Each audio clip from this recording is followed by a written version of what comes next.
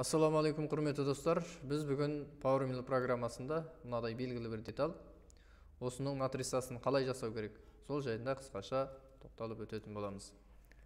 Бұл жерде бізде мынау жалпы құрылым, бұл пресс-форма деп аталады.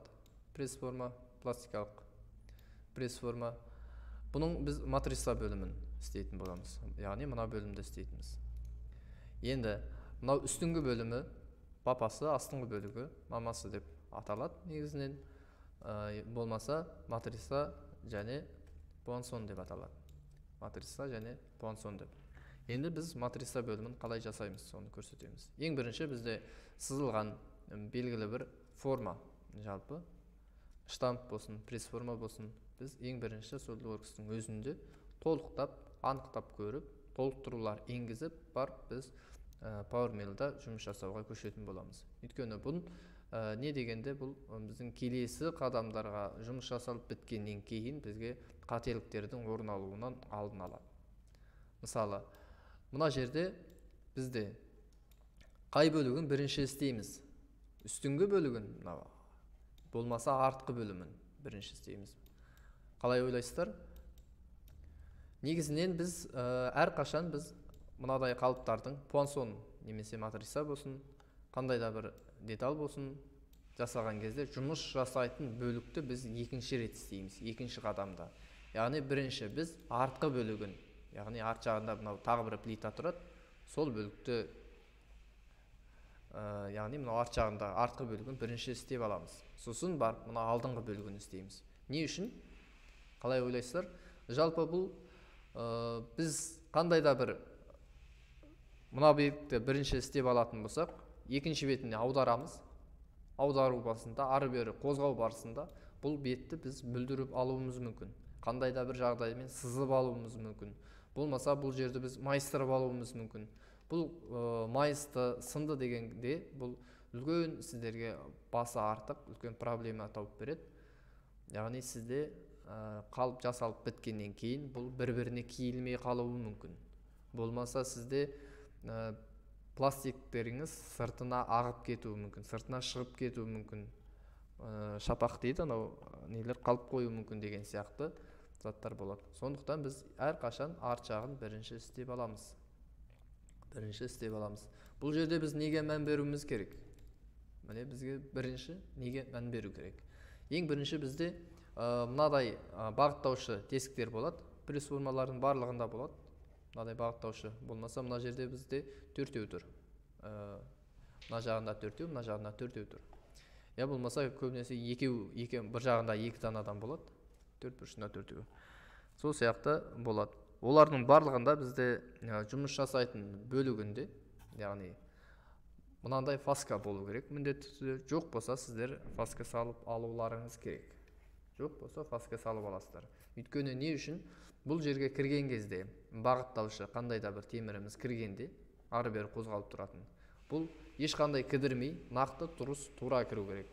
Егер де сіздерде бұндай зат болмаса, сіздерге үлкен жұмысқа кедергі келтіреді. Дұрыс, қандай да бір кішкентай ауытқулар болса, бұл бір-біріне киілмейді. Яғни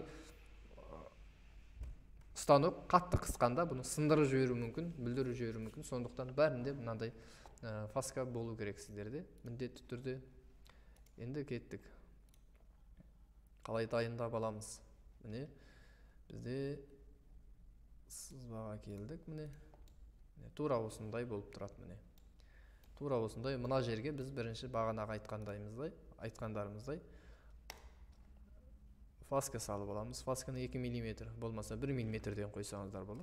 1 мм-ден фаска қойдық. Міне бұл жалпы кішкентай болып қалуы мүмкін. 2 десеңіздер сіздерге.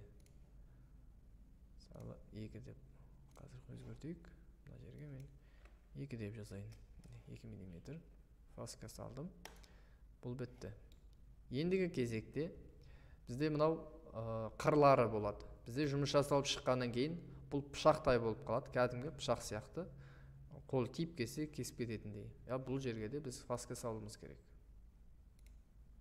Фаска саламыз. Тура осылай міне. Барлық қырлың барына біз фаска салып шығамыз. Болмаса мынаны былай талдай салсаңыздар да өзі сала салады. Міне мынаны да талдай салайық. Бетті талдаймыз. Міне бізде фаска салынды. Мына жерге де міне асты үстіне бәріне салынды. Окей дедік. Сұрақ туындауы мүмкін сіздерде. Мына бөлігінде бар, не үшін арт жағында жоқ дейтін болсақ, не үшін арт жағында фаска салмаймыз? Өйткені бізде темір мына жақтан кіреді және мына жақтан шығады. Егер мына жақтан кіретін болса, тағы бір кіретін темірлер болатын болса, біз осы жаққа біз фаска салуымыз керек міндетті түрде. Сондықтан жоқ, сондықтан біз салмаймыз. Болды, бізде сызба дайын. Енді PowerMillға экспорттаймыз. PowerMillға экспорттаймыз. Мынаны талдаймыз, міне. Жеке кірлейміз. Окей дейік. Қайда сохранить етеміз? Рабочий столға. Так. Қандай форматта сақтаймыз деген сияқты. Мысалы, мынаған плита 1 дейін. Матрица дейін бе? Матрица 1. Формат. Бізде формат міндетті түрде IGS деген форматта болу керек. IGS, мынандай IGS деген форматта. Сохранить еттік. Окей дейміз. Матрица 1. Сохранить етілді. Сақталды. Ендігі кезекте бізде мынау PowerMill деген программа. Енді осыған қалай импорттаймыз? Осының ішіне қалай кіргіземіз? Мына матрицаны былай қоя салсаңыздар болады, көшіріп алып кеп, үстіне қоя салсаңыздар ашады міне. Открыть деп тұр. Я болмаса, міне тура осылай мен ашайын, қазір открыть кетті. PowerMill ашып жатыр.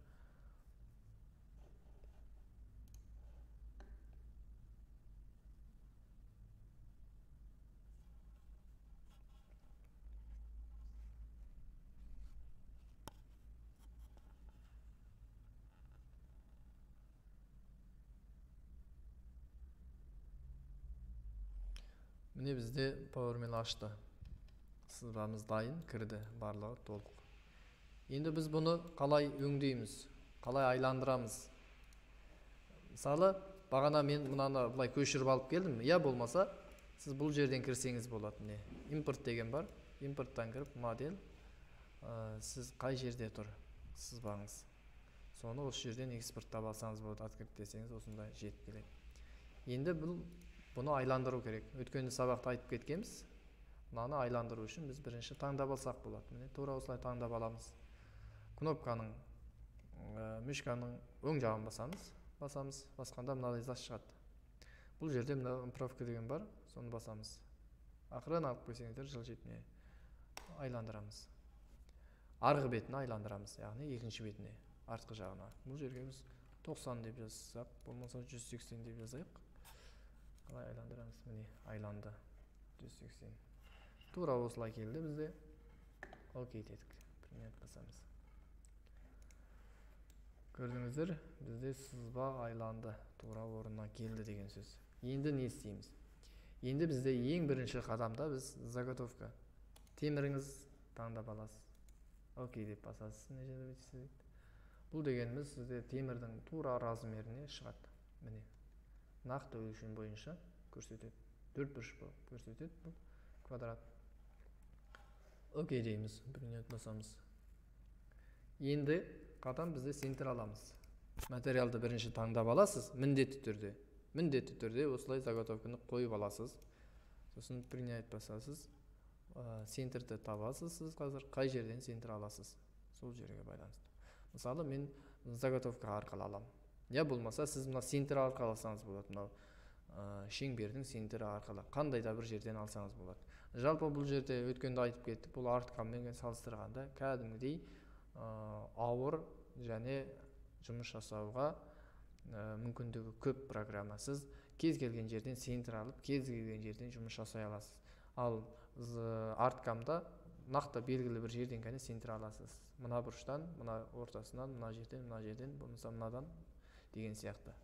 Ал бұл жерде сіз өзіңіз қай жерде болса, сол жерден центр ала аласыз. Мысалы, мен заготовканы таңдадым. Бұл жерге келді, міне. Заготовка арқылы алатын қылдым, міне. Мысалы, мен ортасынан алам. Я болмаса сіздер бұлай көрсетіп тұрады, міне. Қай бұрышынан қай жерінен болса да сіз центр ала аласыз. Яғни нөл нүктесін сол жерде белгілей аласыз. X, Y, Z координата өсінің нөл нүктесі қайсы дейтін болса, мынау мысалы мен төбесінен белгіледім. Тура ортасынан, яғни міне тура ортасынан үстінен. Үстіңгі жақ тура ортасынан міне мен центр алып қойдым. Бұл қазір активный болып тұрған жоқ, яғни жұмыс жасап тұрған жоқ. Енді бұны біз активировать етеміз. Ол үшін мына ішіне кіреміз. Мына ішіне кіріп активировать дегенді басамыз. Сонда біз мына активный болды. Енді не істейміз? Заготовкамыз жоғары қарай көтеріліп кетті. Бұның ортасына келу үшін біз заготовка кіреміз. Вычислить басамыз қайтадан. Принять басамыз. Міне бізде келді. Тура центрына. Ендігі кезекте бұл бетті енді үстіңгі бетін тазалау керек қой бізге, дұрыс па? Мынау қандай да бір материалдың үстін біз тазалау керекпіз. Сондықтан біз мынаны выборканың ішіне кірсек болады. Я болмаса мына басқа жақта тек қана бетін алатын бөлімдер бар. Біз көбінесе осымен алып кете береміз. Так, нөл нүктесі кетті. Мына жерде материал. Материалыңыздың жалпы өлшемі қандай? Сізде бағана кесіп алып келіп, станокқа қойған теміріңіздің өлшемі қандай? Я болмаса ағашыңыздың өлшемі қандай? Ағаштың өлшемі бізде 300, яғни 20 мм артығымен кесіп алып келдік. Мысалы, мынаның үстіне біз қоса салсақ болады. Қосу 20. Шарп білет, тура осылай. Енді инструментке келеміз. Инструмент, сізде қандай инструмент бар? Соны таңдаймыз. Мысалы, радиусный фреза. Бұл жерде диаметрі бізде 32 деп жазайық. 32 диаметрі, инструменттің диаметрі. Бұл радиус. Басындағы фрезаның радиусы. Сізде қанша? Бұл менде 5. Бұл жерде мынау сізге маңызды емес. Жалпы бұл есептеулерге керек. Бұл келесі қадамдарда нақтылап түсіндіретін боламыз. Бұл аты. Шатасып алмас үшін 32 дей салайық. Диаметрі 32. Ағылшынға қойып алайын міне. Диаметрі 32. Ер 5 деп жазам. Бітті. Мынау бізге керек емес. Мынау басқа қадамдардікі. Дәл қазір бізге мыналар ғана керек. Мынаны басамыз. Растыр. Растыр дегеніміз бұлай алады. Білесіздер, түсінесіздер. Бұлай. Ал мынау ортасынан бастап бұлай шетінен айланып толық алып шығады. Бізге растыр талдаймыз. Бұл жерде растыр бізге тиімді. Мынаны любойға қоясыздар. Ағылшынша any деп тұрады бұл. Бұл жерге мысалы припуск дегеніміз не? Станогыңыздың дәлдік мөлшері. Сізде деталыңыздың қаншалықты дәлдікпен шыққанын қалайсыз? Қаншалықты қателік жібергенін қалайсыз? Яғни сіз қателік жібермегенін қалайсыз, дұрыс па? Нақты өлшемнің болғанын қалайсыз? Сондықтан сіз 100-1 жазасыз. Яғни 1000-1 жазсаңыз да болады, бірақ бұл көп ойланады, және бұл мүмкін емес нәрсе, ол станок сізде жасай алмайды. Припуск деген бар. Припуск дегеніміз қанша шетінен қалдырасыз? Астынан және үстінен. Мынау жанынан және астынан қанша қалдырасыз? Допуск қалдырасыз. Мысалы, бізде черновой болғандықтан 0,3 мм қалдырамын. Мынау 0,3 мм. Я болмаса сізде тура осылай қойып 0,3 дейсеңіз болады. Екеуінен де бірдей қалдырғыңыз келсе. Ал шаг. Шагқа сіз фрезаңыздың диаметрі қандай? Соның жартысын жазыңыз. 32 бөлінген 2. 16. Тұра берсін. Шаг Z. Бұл Z дегеніміз қанша миллиметр төмен қарай алады бұл? Әр жол түскен кезде 0,3. Бұны сіз фрезаңыздың типіне қарай, болмаса фрезаңыздың қаттылығына қарай сіз жаза аласыз. Мысалы 50 деген болады, HRS 50, HRS 55 деген болады, HRS 70 дегендер болады. Мысалы минимум сізде HRS 50 болғаны сізге жақсы. Фрезаңыздың қаттылық мөлшері. Өйткені не? 55 болса сіз еркін жұмыс жасай аласыз. 50-ліктерде алады, бірақ ол жұмыс жасай алмайды ұзақ уақыт. Ұзақ уақыт болғанда бұл 1 сағат жұмыс жасай алмайды. Ал мысалы HRS 55 болатын болса, бұл ұзақ уақытқа шыдайды. Растыр. Растырда бұл 90 градус. Мысалы, бұл жерге мен 90 градус жазсам, былай кетеді. Дәл қазір менде 0 болып тұрғандықтан былай x бойынша түзіп алады. Ал мен 90 десем y бойынша алады. Міне. Жалпы бұл түсінікті сіздерге. Бұның барлығына келесі сабақтарда ақырын жаймен деп түсіндіретін боламыз. Так, енді тереңдік.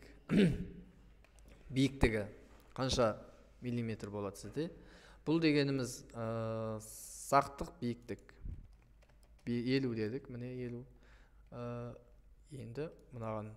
Бұл дегеніміз кесудің қалай айтсам болады? Қай жерден бастап жұмыс режиміне өтеді? Қай жерден бастап жұмыс режиміне өтеді деген сөз. Яғни 5 мм қалған кезде, түсіп 5 мм-ге келгенде, бұл жұмыс жасау сатысына өтеді. Яғни G01-ге келеді. Өткенде айтып кеттік, бос жүріс G00 болады. Ал жұмыс жасап бастағанда G01-мен бастайды. Түсінікті ғой, бастадық. Бұл жерде 5 деп жаздық. 5. Мына жерде қалай кіреді және қалай шығады. Сондай зат бұл. Саннан қойып алайық. Вариант. Мына жерге кіреміз. Қалай кіреді? Бізге жұмысқа қалай кіреді? Шетінен кірген дұрыс болады бізге. Шетінен. Мына шетінен шығып барып фреза кіру керек бізге. Мына жаққа толықтай шығып, сосын барып кіру керек та, шығып, сосын барып былай кіру керек. Жалпы басқа сұрақтарыңыз болса, жекеге шығып хабарлассаңыздар болады. Бұл жерде мысалға сізде диаметрі 32, 32-нің жартысы 16. 16-ның сыртында сіз 2 мм артық берсеңіз сізге жақсы болады. Өйткені қандай да бір сізде теміріңізде қисық болса, бұл 2 мм сыртқа шығып жұмыс жасап кете береді. Жалпы бұл түсінікті деп ойлаймын. Мына отвод дегеніміз не бұл? Бұл кіретіні. Бағана бізде кірді ғой, мына әр жолы кіріп шығады былай. Ал енді біткен кезде қалай шықсын? Мына жерден бітсе, осы жерден көтеріліп кетсін ба? Әлде былай қарай шығып ап барып көтерілсін ба? Жұмысты аяқтасын ба? Деген сияқты. Мысалы, нет болса, мына жерге келді, ең шетіне, болт көтеріле салады. Я болмаса, сізде мысалы мынаған қайтадан жазсаңыз, бұл жерде 32 бөлінген 2 тең, қосамыз 2 тең 18. Осылай істесеңіздер болады. Переход. Переход дегеніміз, мынау дегеніміз не бұл? Мына жерде 4-еу, 5-еу көп екен. Мынау дегеніміз минимум биіктік көтеріледі. Бағана біз 5 деп жаздық бұл жерге, алдыңғы жолда. Мынаған 5. Яғни 5 көтеріледі, 5 жұмыс жасайды деген сөз. Так. Барлығын осыған қоямыз. Яғни бұл кішкентай ғана көтеріледі, жұмыс жасау жылдамдығына кәдімгідей әсер етеді. Мынаны басамыз. Бұл жерде мынау дегеніміз не? Бұл айналу жылдамдығы. Шпиндел сізде фрезаңыз қаншамен айлану керек. Жалпы принцип былай жұмыс жасайды. Диаметр қаншалықты кішкентай болған сайын айналу жылдамдығы жоғары болады. Диаметр қаншалықты ұлғайған сайын айналу жылдамдығы ақырындап отырады. Мысалы 32-нікі, бұныкі 3500 деп жаздық. Айналу жылдамдығы, жұмыс жасау жылдамдығы, мысалы бұған 3500, 2500 жарай береді. Мысалы мынаған 3500 дедік. Мынаған 10.000 дедік. Жаздым. Бұл 10.000 дегеніміз не? Бұл G00. Мысалы үйінен келді жұмыс жасауға. Осы аралықтағы бос жүріс. Мына аралықта. Мысалы бұлай келді, мына жерден аяқтады, бұлай қарай барады. Сондағы бос жүріс, ауадағы жүріс осы 10.000-мен болады. Мысалы сізде станоктың параметріне байланысты бұл өзгереді. Мысалы мен бұларға 3,5, бәріне 3,5 жаздым. Не үшін? Бұл просто сыртын ғана алып шығатын болғандығы үшін. Егер де ішіне жұмыс жасайтын болса, бұл параметрлер өзгереді.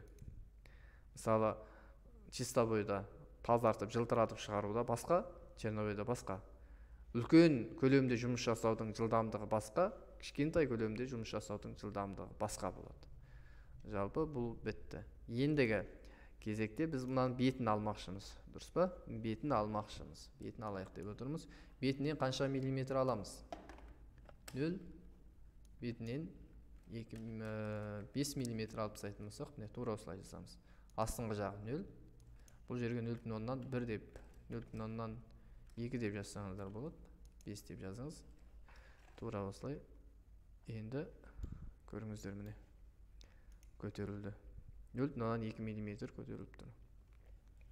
Енді вычислить басайық, есептейді.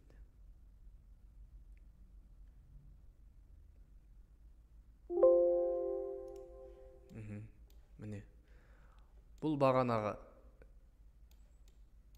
мына жерде өзгерттік біз. Мынау жүріс, мынау күлгін сызықтар, мынаныңкі. Бұл жерде мен барлығын осымен белгіледік. Дұрыс па? Міне.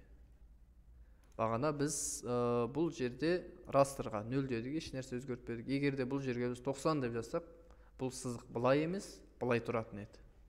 Тегінен. Бұны біз тура осылай өшіре аламыз, міне. Швидті басып тұрасыздар, өшіреміз.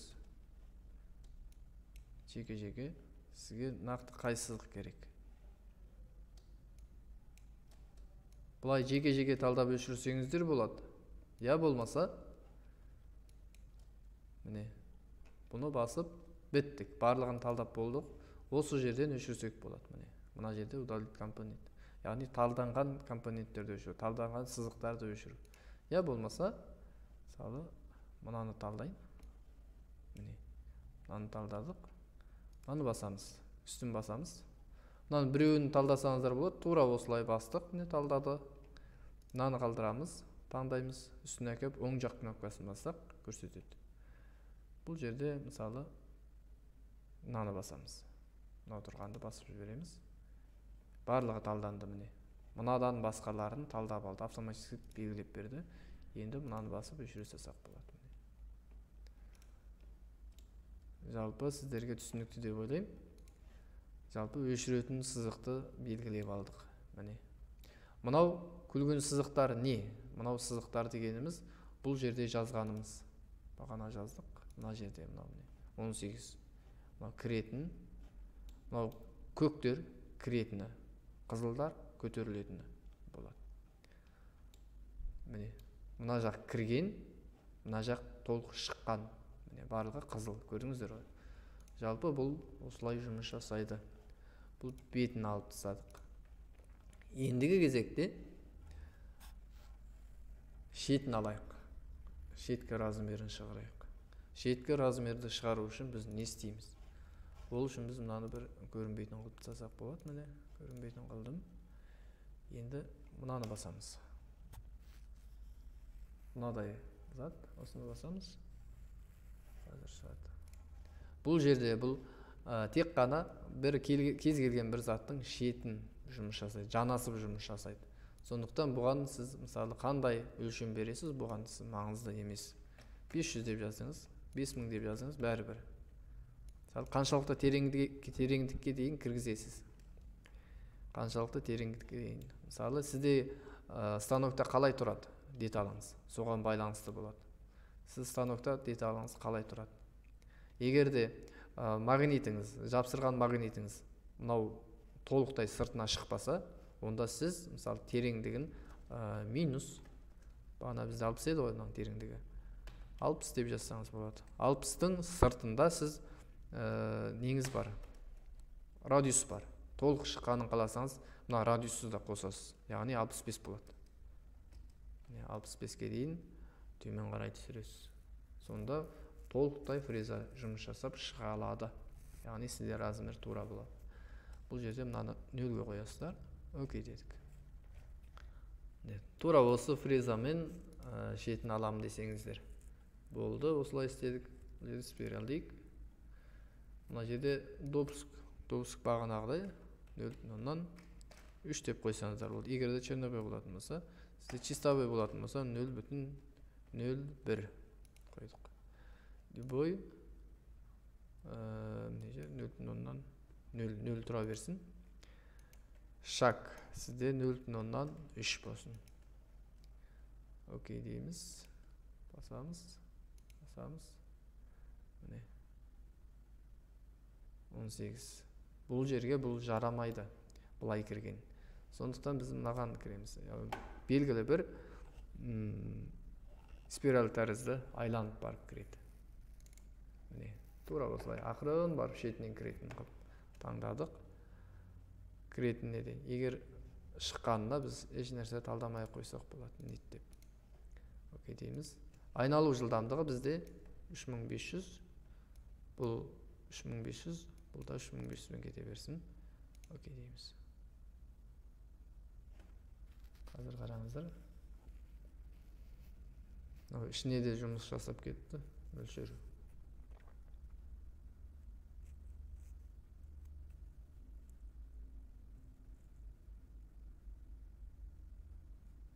Тесік диаметрі 30, 35 жаздық біз.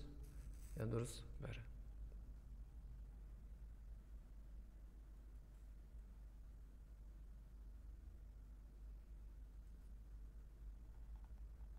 Міне, яғни бұл жұмыс жасап шықты. Қаншалықты үлкен материал бердік, бәрібір осы жерде жұмыс жасады. Яғни бұл материалдың көлеміне байланысты емес. Жұмыс жасауы.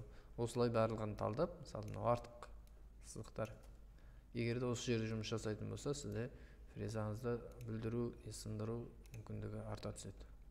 Міне, сізде шет жағасын, үстін және шетін алдық.